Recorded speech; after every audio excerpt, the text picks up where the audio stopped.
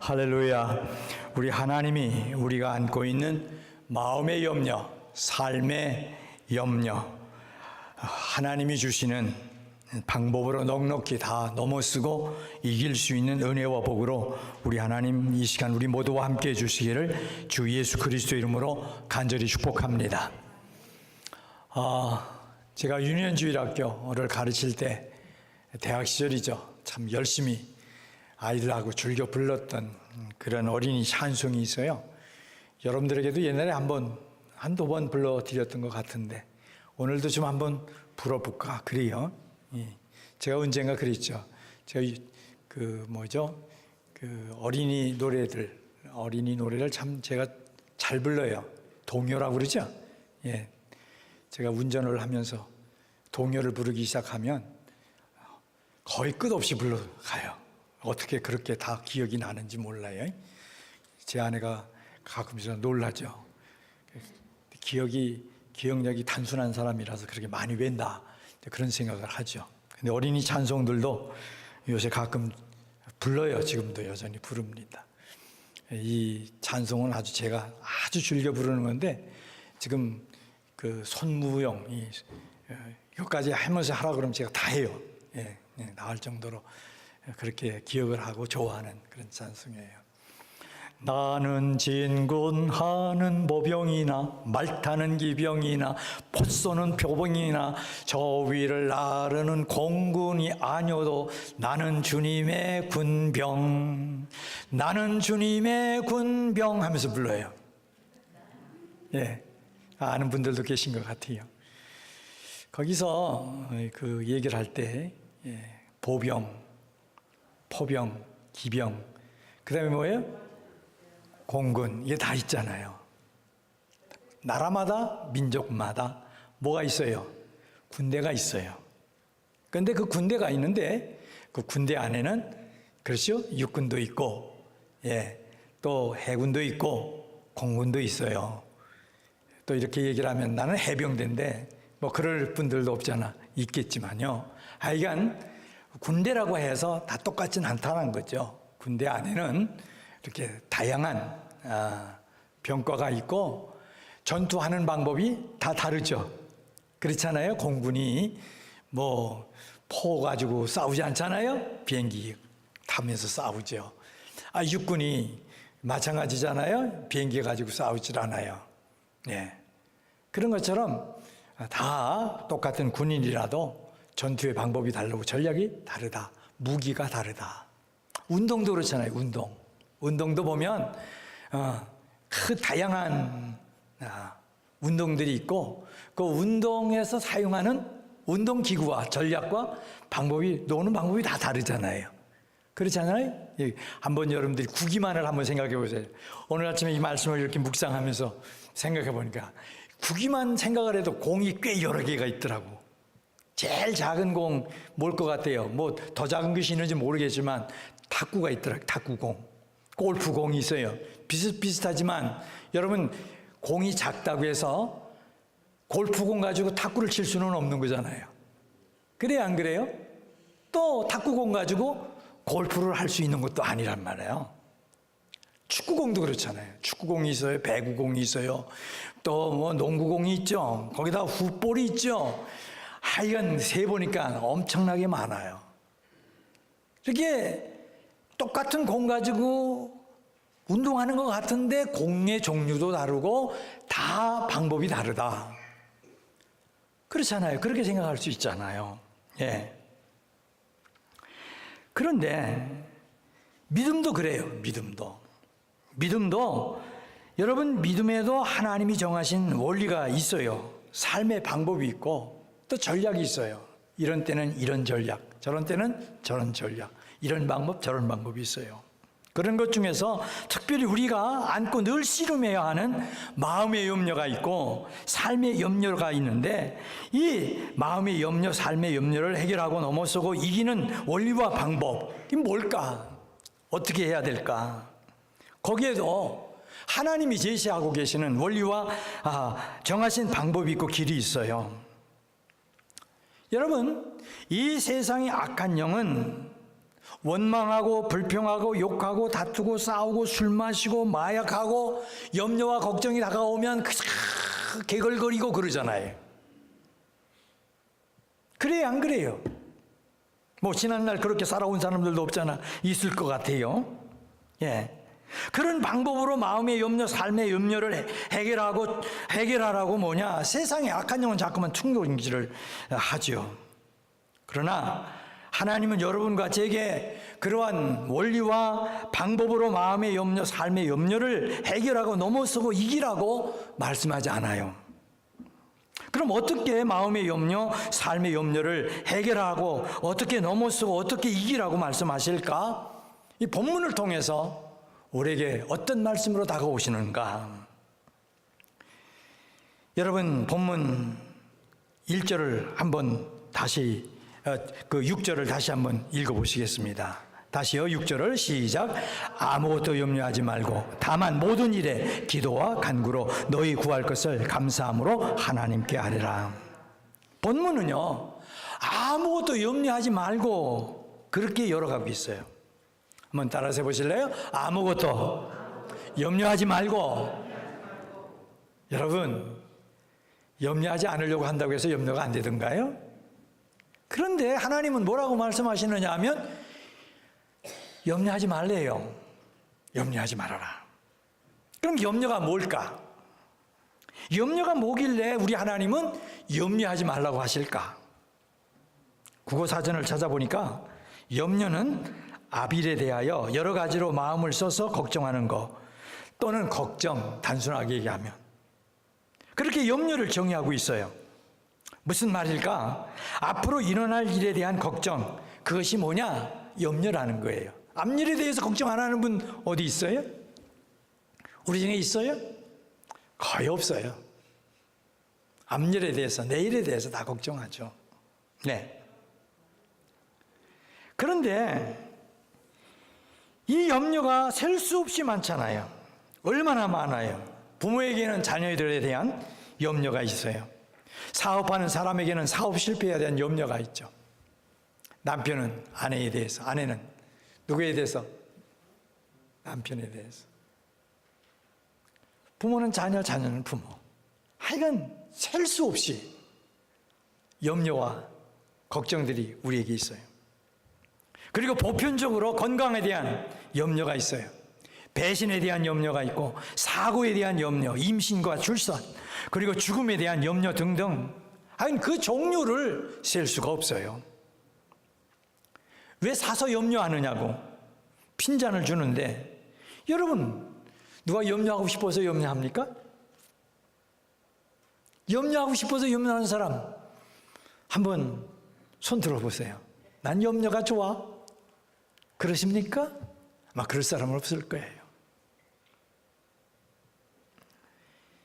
살다가 보면 원하지 않는 먼지가 내 옷깃에도 묻고 옷에 와서도 쌓이고 하는 것처럼 살아가다 보면 삶 속에서 염려는 우리에게 자꾸만 와서 마음을 건들잖아요. 그래서 어느 날 보니까 나는 어떻게 해요? 염려에서 허우적거리고 있어요. 염려 속에서 허우적거리는 나를 발견하게 되는 거 아니에요? 네. 여러분, 그래서 어떤 사람은 염려를 뭐라고 얘기했느냐 하면 염려는 우리 인생의 그림자와 같다 그랬어요. 뭐와 같다? 그림자. 그림자 없는 사람 손 들어보세요. 지금도 여러분 옆에 보세요. 그림자가 있잖아요. 내가 손을 이렇게 하면 손 따라서 그림자가 지금도 움직여요. 네, 움직여요. 모든 사람은 그림자가 있고 그림자는 내가 가는 곳에 다 따라와요. 아이고 나 그림자 싫어. 불 끄고 아예 그냥 살면 모르겠어요. 그러지 않는 한 여러분과 저는 그림자와 동무가 되어서 걸어가고 있단 말이에요. 염려는 뭐와 같으냐? 우리의 그림자와 같다 그랬어요. 동감이 가요. 그래서 로만 빈세트 목사님이라는 분은 염려가 없는 곳은 딱 한 곳이 있다 그랬어요. 인생을 살아가면서 염려가 없는 곳은 딱 한 곳이 있다 그랬어요. 자, 이쪽에 한번 물어볼게요. 우리 인생에게 있어서 염려가 없는 것 딱 한 곳이 어딜 것 같아요? 영어로 얘기를 하니까 제가 귀에 안 걸려요. 자, 어디요? 이쪽에.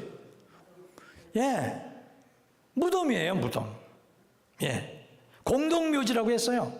무슨 말일까? 산 사람이 있는 곳에는 염려가 없을 수가 없다. 그렇습니다. 여러분, 철부지 아이들에게도 염려가 있어요. 철부지 아이들에게도.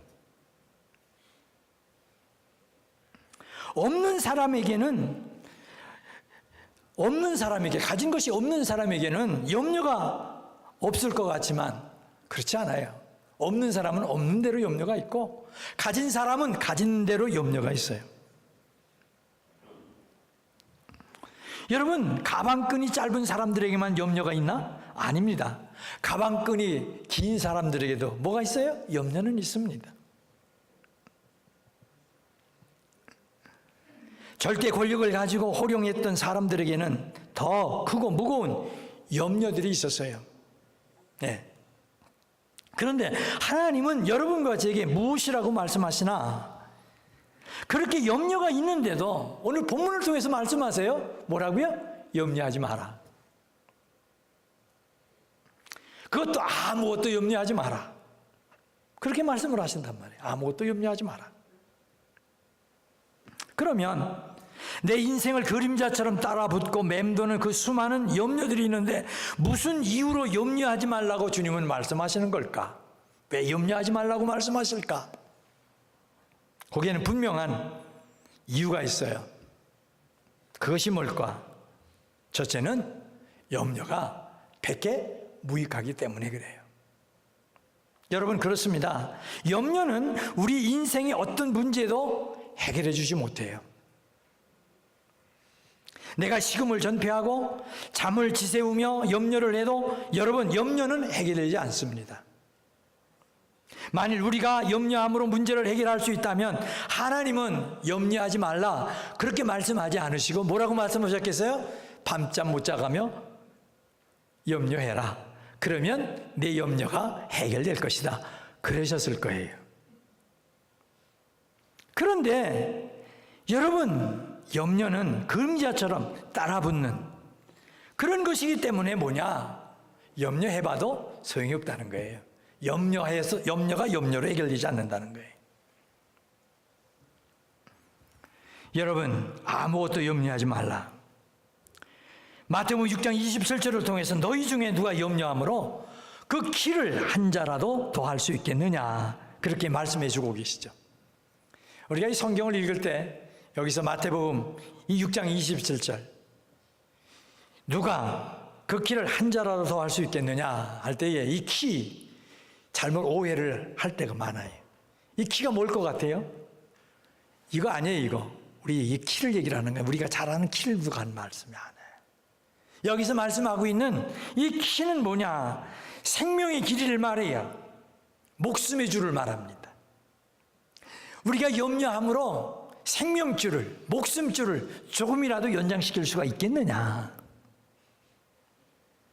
그렇잖아요. 우리가 염려한다고 해서 돈이 생기는 것도 아니고, 염려한다고 해서 우리의 환경이 달라지는 것도 아니고, 염려한다고 해서 우리의 운명이 바뀌는 것도 아니잖아요. 염려는 문제 해결에 전혀 도움이 되지 않아요. 아니, 도리어 이 염려는 우리의 정신을 쇠약하게 만들고 우리의 마음을 불안하게 만들어요. 그래서 염려 많은 사람들이 뭐로 고생하나? 다는 아니지만 많은 경우에 소화불량으로 고생을 해요. 또 염려가 많은 사람들이 뭐예요? 밤잠을 못 자는 불면증으로 고생하는 사람들도 많아요. 그런데 여러분, 염려는 우리 마음만이 아니라 우리의 육체와 영혼까지 뭐하게 만드나? 병들게 만든다는 거예요. 우리의 영혼을 질식시켜요. 우리의 영혼의 기쁨을 빼앗아가요. 감사할 마음을 소멸시켜요. 그래서 잠언 15장 13절을 통해서 하나님은 말씀하시죠. 마음의 즐거움은 얼굴을 빛나게 하여도 마음의 근심은 심령을 상하게 하느니라. 예뻐 보이고 싶으세요? 그러시면 뭐 하셔야 돼요? 즐거움을 가져요. 즐거움. 여러분들 염려하고 밤새도록 잠 못 자고 일어난 사람의 얼굴을 보세요. 얼마나 까칠해요. 화장을 하고 나가도 사람들이 알아보잖아요. 왜 얼굴이 그래? 주님은 말씀하시는 거예요. 염려와 걱정으로 예뻐지지 않아요. 건강해지지 않아요. 감사가 있어야 되고 기쁨이 있어야 된다. 할렐루야. 그런 말씀이잖아요. 마음의 근심은 심령을 상하게 만들어요. 심령을 상하게 한대요. 여러분, 제2차 세계대전 때 미국 군인들이 참전해서 얼마가 죽었는가? 통계에 의하면 자그마치 30만이 죽었대요. 놀라지 않으세요? 미국의 젊은이들이 제2차 세계대전에 나가서 세계의 평화를 위해서 싸웠는데 자그마치 전사자가 30만이라고 그래요. 30만. 엄청난 거예요. 여러분과 제가 오늘 이처럼 평안한 중에 예배를 드리고 이 평화를 누릴 수 있었던 것은 뭐냐 하면 30만의 희생이 있었다는 거죠. 네. 참 감사할 것뿐이 없는 거예요. 어떻게 보면. 그런데요, 더 놀라운 것이 있어요. 이 30만의 배후에 있었던 아내와 부모들이, 자녀들이 자그마치 전쟁에 사랑하는 사람들을 보내놓고 염려하고 걱정하며 근심하다가 심장병에 걸려서 죽은 수가 자그마치 100만이래요. 100만. 전쟁에 나가서 죽은 사람보다 염려하고 걱정하며 근심하다가 심장병에 걸려서 죽은 사람들이 100만이다.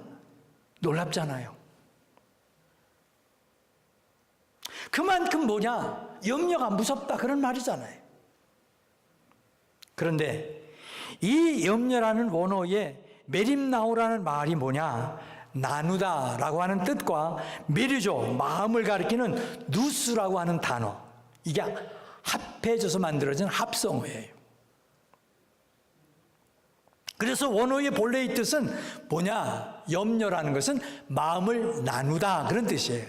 마음을 나누다. 우리가 염려하게 되면 어떻게 해요? 우리의 마음이 나눠지는 거예요. 함께 살면서 부부가 염려하면 부부싸움이에요. 부부의 마음이 갈라서예요. 그렇습니다. 염려를 하면 반드시 마음이 나누어지도록 되어 있다. 그래서 염려를 많이 하는 사람들의 특징이 뭘까? 집중력이 떨어진다는 거예요. 뭐가 떨어져요? 집중력이 떨어진다. 그러니까 예배를 드려도 뭐예요? 집중력이 떨어져요. 찬양을 해도 집중력이 떨어져요. 기도를 해도 집중력이 떨어져요.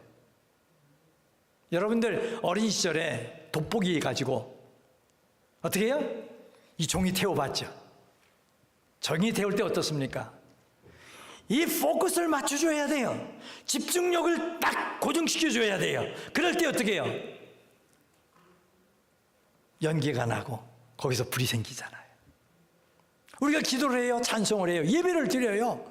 그럴 때도 뭐가 필요하느냐 하면 하나님의 인지하심에 대해서 뭐냐? 집중력을 기울여야 되는데 그것을 갖다가 방해하는 것이 뭐냐? 염려라는 거예요. 집중력을 흐트러 놔요. 쓸데없는 걱정하고 염려하고 이것들이 우리의 영적 집중력도 다 방해한다. 그런 얘기예요. 그래서 뭐라 그러는지 아세요? 염려를 많이 하는 사람, 그 사람이 운전하는 차는 타지 말아라 그래요. 왠지 아세요?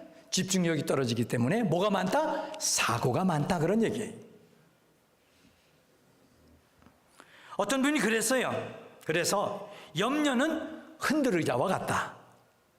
흔들의자 아시죠? 흔들의자, 흔들 얼마나 재미있는지 몰라요. 저는 필라델피아에서 유학을 할 때 학교에서 누가 갖다 줬다 그러면서 너 가져가라 그러면서 흔들의자를 하나 갖다 주더라고요. 그때 우리 첫째가 어릴 때잖아요. 그 은혜도 없고 이 아이를 재우려고 그러면 얼마나 힘들었는지 몰라요. 그런데 그 아이를 딱 안고 흔들의자에 앉아서 흔들어가면 누가 먼저 졸아요? 내가 먼저 자요. 그러면서 아이가 자군 그랬어요. 내가 한번 물어볼게요. 흔들의자 밤새도록 흔들어요? 앉아서? 앞으로 갔어요? 뒤로 갔어요? 옆으로 갔어요? 오른쪽으로 갔을까요? 왼쪽으로 갔을까요? 흔들었는데요. 어디로 갔어요? 놀랍게도요. 밤새도록 앉아서 흔들어도 뭐예요? 흔들의자는 그 자리에 있어요. 그게 흔들의자의 특징이라고요. 무슨 말씀인지 아세요? 염려는 흔들의자와 같다. 여러분, 밤새도록 염려를 부둥켜 안고 밤잠 못 자며 염려해도 뭐라는 얘기예요? 그대로 있다는 거예요. 염려는 해결되지 않는다는 거예요. 그래서 우리 인생 염려는 흔들리자와 같다. 이렇게 염려가 백해 무익하기 때문에 우리 하나님은 오늘 우리에게 말씀하세요. 아무것도 염려하지 마라. 왜? 염려한다고 해서 해결되는 것이 하나도 없기 때문에 그렇습니다. 둘째로, 왜 아무것도 염려하지 말라고 하나님을 말씀하실까? 염려는 불신앙의 죄이기 때문에 그래요. 우리는 많은 경우 염려를, 그거 성격이야. 그 사람 본래 염려가 많은 사람이야. 염려가 팔자야. 뭐 그런 얘기들을 하죠. 물론 믿지 않는 사람에게는 그럴 수 있어요. 그러나 적어도 예수님을 믿고 거듭나서 하나님의 자녀가 된 여러분과 저에게는 어떻게 해요? 그렇지 않아야 된다는 거예요. 하나님의 자녀가 된 여러분과 저에게 있어서는 염려는 성격이나 성품의 문제가 아니라 하나님에 대한 불신앙의 표현이다, 그런 얘기예요. 로마서 8장 28절, 제가 그러죠. 참 좋아하는 말씀이에요. 제가 늘 말씀드리지만 이 말씀은 제가 정말 시련과 역경과 어려움을 겪으면서 내가 체험적으로 하나님으로부터 기도하면서 받은 말씀이에요. 하나님을 사랑하는 자, 곧 그 뜻대로 부르심을 입은 자들에게는 모든 것이 합력하여 선을 이루느니라. 거기 중요한 말씀은 모든 것이에요. 그 모든 것에는 다 포함되어 있어요. 나의 염려하는 거, 걱정하는 거, 근심하는 거, 좋아하는 거, 기뻐하는 거, 감사하는 모든 내용들이 몽땅 들어있어요. 무슨 얘기인지 아세요? 하나님을 신뢰하라는 거예요. 어떠한 폭풍과 역경과 시련 속에서도 뭐냐? 하나님을 네가 사랑하느냐? 그러면 염려하지 말고 하나님 안에 거하라는 거예요. 그러면 하나님께서 그 모든 것이 뭐예요? 합력하여서 너에게 선이 되도록 역사해 주신다는 거예요. 할렐루야. 아무것도 염려하지 마라. 하나님을 신뢰하라는 말이고, 염려한다는 것은 뭐냐? 불신앙이라는 거죠. 여러분, 우리 주님은 산상설교를 통해서 말씀하시죠. 오늘 있다가 내일 아궁이에 던져지는 들풀도 하나님 이렇게 입히시거든 하물며 너일까 보냐. 믿음이 적은 자들아. 무슨 말씀일까? 염려하는 사람들은 믿음이 작은 자들이라는 말씀이죠. 염려는 믿음이 없어서 하는 것이란 말씀이죠. 예수님은 염려하는 사람들을 믿음이 작은 자들이다 책망하셨어요. 그런데 이어서 이렇게 말씀하시죠. 그러므로 염려하여 이르기를 무엇을 먹을까, 무엇을 마실까, 무엇을 입을까 하지 마라. 이는 다 이방인들이 구하는 것이라. 다 이방인들이 구하는 것이래요. 예수님은 이렇게 염려를 하나님을 신뢰하지 못해서 하는 불신앙으로 보셨어요. 뿐만 아니라 우리 예수님은 예수님께서 떠난다고 하시는 말씀을 듣고 염려하는 제자들에게 말씀하시죠. 요한복음 14장 1절에서 너희는 마음에 근심하지 말라. 하나님을 믿으니 또 나를 믿으라. 하나님을 믿으니 또 나를 믿어라. 신뢰죠. 믿음입니다. 염려는 누구나 하는 거라고 우리는 대수롭지 않게 생각하지만 우리 하나님 아버지는 우리의 염려를 하나님을 믿지 않는, 신뢰하지 못하는 불신앙으로 카운터하시고 계시다는 거죠. 그렇습니다. 염려는 그 근원이 불신앙입니다. 그래서 어떤 분은 염려는 무엇인가 잘못될 것이라고 하는, 아니 그것이 이루어지지 않을 것이라고 하는 타락한 상상력이다 그랬어요. 따라서 해보실래요? 타락한 상상력. 타락한 상상력이다. 그래서 사탄 마귀가 우리를 불행하게 만들고 우리 안에 있는 기쁨과 평안을 빼앗아가기 위해서 만들어낸 그 간교한 전략이 뭐냐? 그 염려라는 게, 염려. 그래서 하나님은 염려를 무엇으로 여기신다? 불신앙으로 여기신다. 자, 지금까지 왜 하나님이 우리에게 아무것도 염려하지 말라고 말씀하시나 하는 두 가지 이유를 우리가 살펴왔어요. 첫째 이유는 염려가 백해무익하기 때문에, 둘째 이유는 염려를 하나님을 믿지 않는 죄로 여기기 때문에. 그렇다면 우리는 이 염려를 어떻게 넘어서야 하는 거예요? 어떻게 내 인생의 그림자처럼 따라붙는 내 삶의 염려를 어떻게 내가 넘어서고 이 염려를 어떻게 이길 수가 있느냐? 도대체 하나님의 처방이 뭐냐? 여러분, 이 염려에 대한 하나님의 처방은 뭘까? 오늘 본문은 기도다, 이렇게 답해주고 계시는 거예요. 무엇이 염려에 대한 하나님의 처방이다? 기도다. 본문 6절을 가셔서 다시 한번 읽어보시겠습니다. 시작. 아무것도 염려하지 말고 오직 모든 일에 기도와 간구로 너희 구할 것을 감사함으로 하나님께 아뢰라. 오직 모든 일에 기도와 간구로 너희 구할 것을 감사함으로 하나님께 아뢰라. 무슨 말씀일까? 기도하라는 말씀이죠. 기도. 하나님은 사도 베드로를 통해서도 염려를 가지고 있지 말고 주께 맡겨버리라, 그렇게 말씀하셨어요. 베드로전서 5장 7절이죠. 너희 염려를 다 주께 맡기라. 이는 그가 너희를 돌보심이라. 여기서 중요한 표현은 다예요. 다. 그 다음에 주의 돌보심이에요. 어느 부분은 맡기지 말고 다 맡기라는 거예요. 너의 인생 전체를 다 맡기라는 거예요. 너의 염려를 다 맡기라. 근데 우리는 어떻게 하나? 어떤 것은 맡겨요. 그러나 어떤 것은 못 맡겨요. 남편을 맡기면서 자식들을 못 맡기죠. 간섭하죠. 예. 예배를 드릴 때도 맡겼다가 예배를 드리고 나가면서 주섬주섬 다 들고 가요. 염려거리들. 그게 여러분과 저의 모습이잖아요. 안 그렇습니까? 어떤 분들이 요새 와서 이제 종종 저한테 자꾸 물어요. 요새 와서면 막 오래전부터 물어요. 목사님, 은퇴 언제 하십니까? 뭐 내가 은퇴하면 되게 보통 뭐 어떻게 해줄 것처럼 은퇴 언제 하십니까? 그래요. 빨리 물러나라, 그러는 소리라고 듣죠. 네. 그러면서 또 하는 얘기가 있어요. 재밌어요. 은퇴 후에 무슨 플랜을 가지고 계십니까? 왜? 많은 분들이 플랜들을 세우시더라고요. 저는 아직까지, 여러분들이 보실 거예요. 저도 계획도, 목회 계획도 있고 다 있어요. 다 있지만 지금까지 내가 섬겨오면서 경험하는 거예요.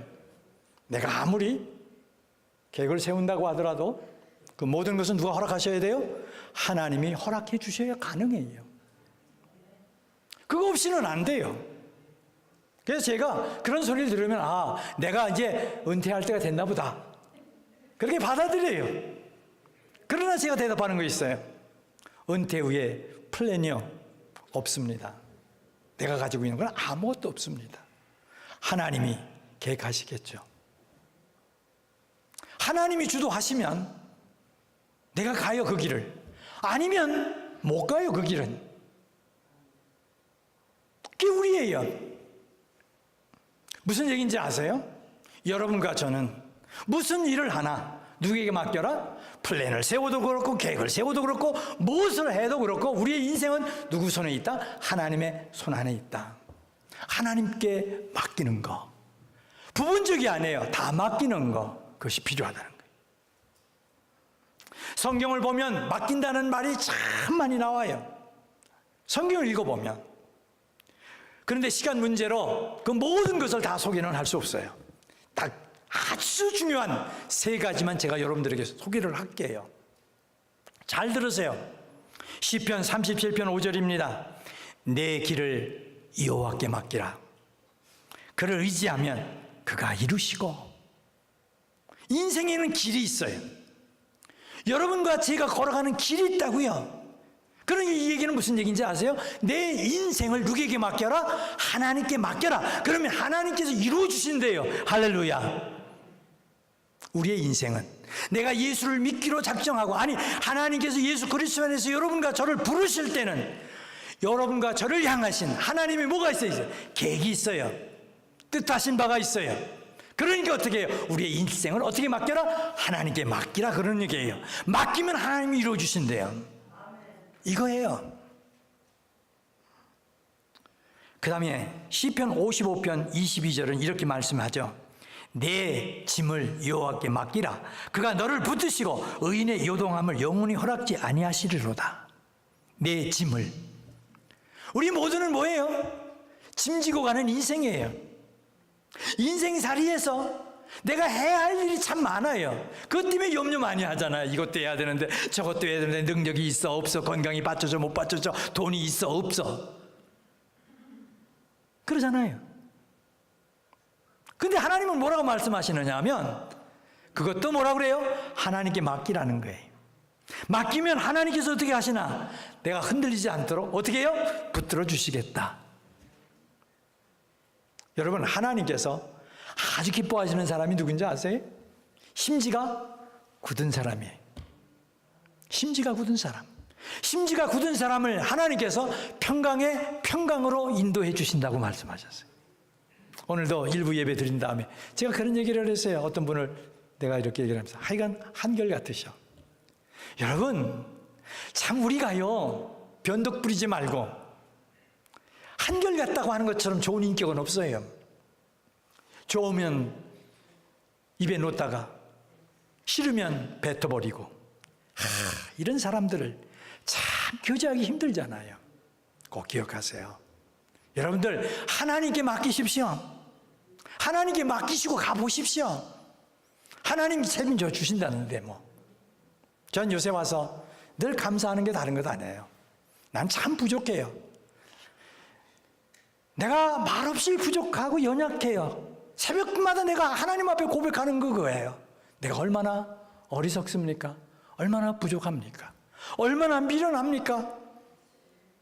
나는 아무것도 할 수 없는 나인 것 같은데 하나님은 나를 여기까지 이끌어 주셔서 오늘도 내가 여기 있어요.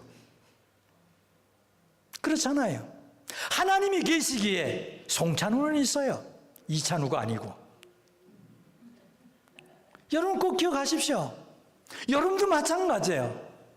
내가 하나님 안에 있어. 하나님이 나를 책임져 주셔. 그렇게 살아가 보십시오. 그러면 세상이 주지 못하는 평안이 여러분들의 심령을 주장해 주실 줄로 믿습니다. 세 번째는 잠언 16장 3절이죠. 너의 행사를 여호와께 맡기라. 그리하면 너의 경영하는 것이 이루어지리라. 여러분, 우리에겐 다 경영이 있습니다. 그렇죠? 하고 싶은 것들이 얼마나 많아요. 사업상에서 이 돈도 벌어야 되겠고. 그렇잖아요. 제가요, 파타임으로 일을 하면서 느낀 경험이 있습니다. 참, 여러분, 남의 집에서 일을 하면서 손님이 오면은요, 눈, 코, 뜰 새 없이 바쁘잖아요. 발바닥에 뭐요? 열이 날 정도로 뛰어야 되잖아요. 그러니까 어떤 생각이 드느냐면 손님이 없어야 좋을 것 같잖아요. 야, 그런데 손님이 없으니까 얼마나 내가 불안하던지. 차라리 발바닥에 불이 나도 손님이 많이 오는 게 좋겠더라고요. 저는 그래서 사업하는 신분들의 마음을 어느 정도 조금 읽어요. 네, 조금은 이해를 해요. 근데 우리 주님은 말씀하세요. 여기 분명하게 말씀합니다. 너의 행사를 여호와께 맡기라. 그리하면 너의 경영하는 것이 이루어지리라. 내 길을 여호와께 맡기라. 내 짐을 여호와께 맡기라. 너의 행사를 여호와께 맡기라. 이 세 가지를 믿음으로만 실행할 수 있으면 다 되는 거예요, 사실은요. 그렇잖아요. 네. 길을 맡기고 짐을 맡기고 짐지고 가는 인생인데 경영하는 행사를 맡기고 다 맡긴 거예요, 인생. 지금은 뭐 남자들이 미용실에 가서 이발도 하고 집에 가서 면도를 하고는 하지만 또 면도기가 얼마나 많이 발달을 했어요. 근데 제가 어린 시절 고등학교, 중학교, 대학교, 청년 시절은 어땠나? 이발소를 갔잖아요, 이발소. 이발소를 가서 이제 머리를 깎아요. 딱 머리를 깎고는 이발소가 탁 눕히잖아요. 쑥 눕혀요.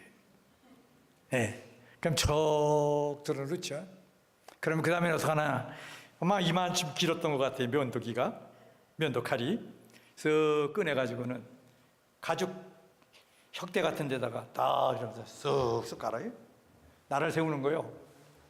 나를 떡 세워가지고선 뭐냐면 딱 다가와요. 다가와서는 여기까지 할 땐 그래도 괜찮아요. 여기 면도질 할 때. 근데 이 면도가리 어디까지 가요? 목을 띄우 누린다고. 여기를 하는 거예요. 여러분, 정말 썰렁하잖아요. 그런데도 어떻게 해요? 어떤 사람들은 그렇게 맡겨놓고 좋아하지 않은 사람들이 있어요. 자는 사람들이 있어요. 그때 제가 그런 생각을 해봤어요. 말씀을 준비하면서 참 믿음도 좋다. 그 쓱슬 날선 그 면도 칼 앞에서 잠을 자. 목을 맡기고 늘어뜨려 그 맡겨놓고. 여러분, 이발사를 믿지 못한다면 어떻게 그렇게 잘 되는 칼을 들고 있는 이발사 앞에서 얼굴과 목을 내밀고 눈을 감고 그것도 뭐예요? 코까지 골까? 우리가 은행을 믿으니까 돈을 맡길 수 있는 것처럼 이발사를 믿기 때문에 얼굴과 목을 내밀어 맡기는 것처럼 우리가 그렇게 하나님을 신뢰하면 우리의 염려를 맡겨야 되는데 여러분, 하나님께 그렇게 맡기질 못하는 것이 우리의 모습이잖아요. 무슨 말씀일까? 뭐 믿음이 있는 것 같은데 우리 하나님을 이발사만큼도 못 믿는다는 거죠. 그러므로 여러분, 마음의 염려, 삶의 염려로부터 벗어나기를 원하고 마음의 염려, 삶의 염려를 이기고 넘어서서 모든 지각에 뛰어나신 하나님의 평안을 누려야 할 텐데 누리지 못하고 있는 거죠. 여러분, 모든 것을 이제부터 하나님께 좀 맡기시고 기도로 주어진 삶을 열어갈 수 있으면 얼마나 좋겠어요. 이 시간 우리 모두가 그렇게 기도로 마음의 염려, 삶의 염려를 하나님께 온전히 맡기심으로 염려를 넘어서고 이겨서 모든 지각에 뛰어난 하나님의 평강을 그리스도 예수 안에서 우리 함께 누려가실 수 있기를 주 예수 그리스도의 이름으로 간절히 축복합니다.